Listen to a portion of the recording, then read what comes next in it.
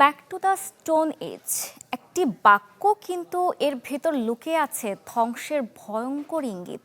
সম্প্রতি মার্কিন president Donald Trump ইরানকে উদ্দেশ্য করে এমনই হুমকি দিয়েছে, যা নতুন নয় বরং যুক্তরাষ্ট্রের দীর্ঘ সামরিক ইতিহাসের পুনরাবৃত্তি। লিলি আল্ট্রাসফট সিরাম জেল, যা গভীর থেকে স্কিনে দেয় 3 গুণ সিরাম হাইড্রেশন। সিরাম জেল হাইড্রেশনে ব্রাইট থাকো সব সিজনে। Bring them back to the Stone Ages where they belong. ইরানকে প্রস্তর যুগে ফিরিয়ে নেয়ার হুঁশিয়ারি দিয়েছেন মার্কিন প্রেসিডেন্ট ডোনাল্ড ট্রাম্প। একই সাথে তাল মিলিয়েছেন দেশটির প্রতিরক্ষা মন্ত্রী পিট হেগসেতও। বিশ্লেষকদের মতে এই ধরনের বক্তব্য শুধু রাজনৈতিক নয়, এটি ইঙ্গিত দেয় সম্ভাব্য কার্পেট বম্বিংয়ের।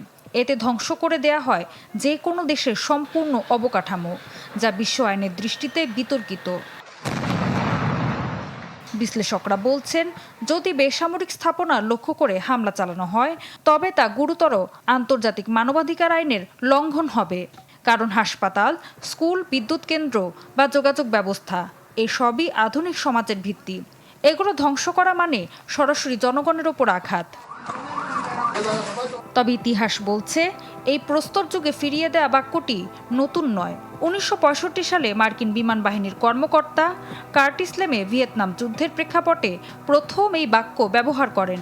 পরবর্তীতে সেই যুদ্ধে ভয়াবহ বোমা হামলা চালায় যুক্তরাষ্ট্র। 1972 সালে প্রেসিডেন্ট রিচার্ড নিক্সনের নির্দেশে শুরু হয় ক্রিসমাস বম্বিং। এতে ধ্বংস হয় উত্তর ভিয়েতনামের শহরগুলো। 1991 সালে উপসাগরীয় যুদ্ধেও একই ধরনের হুমকি শোনা যায়।